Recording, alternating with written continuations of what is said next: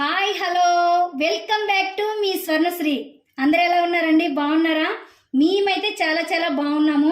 చాలా రోజుల తర్వాత మీ ముందుకి మళ్ళీ వచ్చేసానండి వంటతోటి. కోడిగుడ్డు టమాటో కర్రీ. అయితే ఈ ఎండాకాలంలో కోడిగుడ్డు చికెన్ ఇది వేడని అంటారు కదండి. ఇలా చేసుకుంటే వేడుండదు, ఏముండదు, చాలా టేస్టీగా ఉంటుంది. అయితే చూడండి, నేను కావాల్సినవి నేను దీంట్లో కర్రీలో వేసుకుంటాను. అయితే నేను ఇలా పోపులు పెట్టెలో ఇలా అన్నీ ఒకేసారి వేసుకున్నానండి. చాలా ఈజీగా ఇలా టక్క తీసుకొని కావాల్సినన్ని ఇలా వేసేసుకుంటాను అనమాట. అంత తొందరగా మనకి వేసుకోవచ్చండి. అదే వేరే వేరే దాంట్లో ఉంటే మాత్రం మూత తీయాలి వెయ్యాలి, మూత తీయాలి వెయ్యాలి అనే కష్టం ఉండకుండా ఇలా పోపులు పెట్లు అన్నీ మనం సర్దుకుంటే టక్కున వేసుకోవచ్చు అనమాట. ఇప్పుడైతే నేను ముందుగానే పాత్ర పెట్టుకుని స్టవ్ వెలిగించుకుని ఆయిల్ వేసుకున్నాను. దాల్చిన చెక్క లవంగం ఇలాచి ఇంకా కొంచెం సాజీర వేసుకున్నానండి. ఫ్లేవర్ చాలా బాగుంటుంది, ఎగ్గు కదండి, అందుకని ఫ్లేవర్ కోసం ఈ మసాలా దినుసులు వేసుకుంటే చాలా టేస్టీగా ఉంటుంది అనమాట. ఇవన్నీ వేసుకొని వెంటనే సన్నగా తరుక్కున్న ఉల్లిపాయలండి, ఇవి వేసుకొని ఎక్కువ ఉల్లిపాయలు ఒక 7 తీసుకున్నాను నేను, ఎక్కువ ఉల్లిపాయలు అనమాట. ఇలా వేసుకొని కోడిగుడ్డు కర్రీ చేసుకుంటే చలవ చేస్తుందండి. ఉల్లిగడ్డలు ఎక్కువ కదా, అందుకనే అనమాట. ఇలా వేసుకున్నాక పచ్చిమిర్చి కూడా ఇలా సన్నగా తరుక్కున్నాను, ఇవి కూడా వేసుకున్నాను అనమాట. ఇలా వేసుకున్నాక వెంటనే ఉప్పు వేసుకోవాలండి. ఆనియన్స్ తొందరగా మగ్గిపోతాయి, కలర్ కూడా తొందరగా వస్తాయి. కొంచెం అంత ఉప్పు అండి, మిగతాది కర్రీకి సరిపోయేంత ఉప్పు తర్వాత వేసుకున్నాం. ఇప్పుడైతే ఆనియన్స్ కలర్ రావడం కోసం ఉప్పు వేసాను. ఇలా మంచిగా కలుపుకోవాలండి. ఈ చిన్నవి పొరపాట్లండి అన్నీ మనకి వంటలో మంచిగా కుదరాలి, టేస్టీగా రావాలి, తొందరగా అయిపోవాలంటే ఇలా చిన్న టిప్స్ మనం కనుక పాటిస్తే వంటలన్నీ చాలా సులభంగా చేసుకోవచ్చండి. ఈ కూర చేసుకోవటం కూడా చాలా సులభం, చాలా టేస్ట్. ఇలా తిప్పుకొని మనం ఆనియన్స్ ఎర్రగా మగ్గే వరకు మగ్గించుకుందాం. ఇలా మగ్గిపోయాయండి.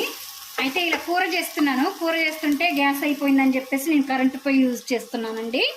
దేని మీద కూడా తొందరగా కుక్ అవుతుంది అనమాట. ఇవ్వండి చూడండి, తక్కువ కావాలంటే ఇక్కడ మైనస్ ప్లస్ అని ఉంటాయి, తక్కువ కావాలంటే తగ్గించుకోవచ్చు, ఎక్కువ కావాలంటే ఇట్లా ఎక్కువ చేసుకోవచ్చు అనమాట. ఇక్కడ నెంబర్స్ పడుతూ ఉంటే దాని ప్రకారంగా చేసుకోవచ్చు. ఇప్పుడైతే ఇట్లా మగ్గిపోయింది కదా, ఆనియన్స్ అన్నీ మంచిగా బ్రౌన్ కలర్లో వేగాయి, మగ్గిపోయాయి కూడా. కావాల్సినంత 1 స్పూను పసుపు అండి, కరివేపాకు 1 రెబ్బ, ఫ్రెష్ కరివేపాకు, బాగా స్మెల్ వస్తుందండి. అయితే ఈ కరివేపాకు వేసుకుంటేనే కదా చాలా చాలా టేస్టీగా ఉండేది, ఫ్లేవర్ కూడా వచ్చేదన్నమాట. 1/2 స్పూన్ అల్లం వెల్లిపాయ పేస్ట్ వేసుకొని బాగా వీటిని కలుపుకోవాలి. అల్లం వెల్లిపాయ పేస్ట్ పచ్చివాసన పోయే వరకు వేయించుకోవాలన్నమాట. అల్లం వెల్లిపాయ పేస్ట్ మంచిగా మగ్గిపోయి బాగా స్మెల్ వస్తుందండి, చాలా అంటే చాలా స్మెల్ వస్తుంది. ఇప్పుడు సన్నగా తరుక్కునే టమాటోస్ కూడా 3 టమాటోస్ తీసుకున్నాను, 7 ఆనియన్స్ తీసుకున్నానండి. ఇలా కూర 5 మెంబర్స్ తినొచ్చు అన్నమాట. ఇప్పుడు కర్రీకి సరిపోయేంత సాల్ట్ అండి, కారం 2 స్పూన్స్ నేను వేస్తున్నాను. మీ కారానికి తగ్గట్టు మీరు ఎంత తింటారో దాన్ని బట్టి మీరు వేసుకోండి. నేనైతే 2.5 స్పూన్ వేస్తున్నాను. మంచి కలుపుకొని టమాటాలు కూడా బాగా మగ్గిపోయే వరకు మగ్గించుకోవాలి. మూత వేసుకొని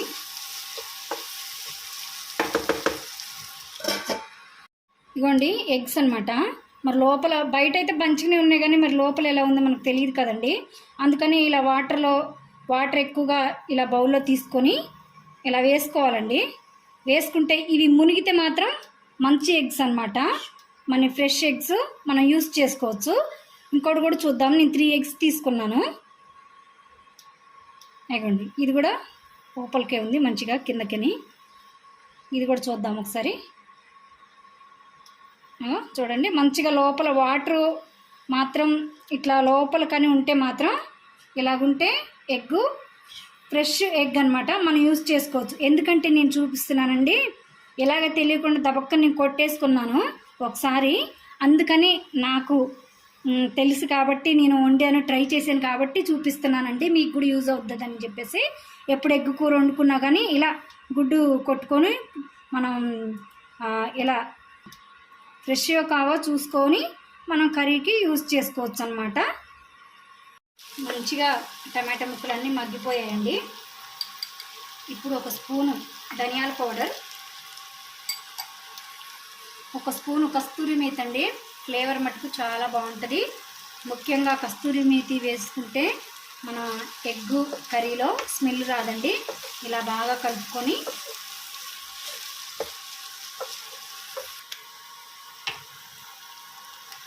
ఎగ్స్ వేస్తున్నానండి. 3 ఎగ్స్ తీసుకున్నాను కదా, అవి వేసుకుంటున్నాను అనమాట. అట్లోనే ఎగ్స్ వేసుకుంటే ఎగ్గుకి ఎగ్గు ఉంటుంది, కర్రీ లాగా ఉంటుంది. చాలా బాగుంటుంది అనమాట. ఇలా చేసుకుంటే చాలా సులభం అండి ఎగ్ కర్రీ చేసుకోవడం అనమాట.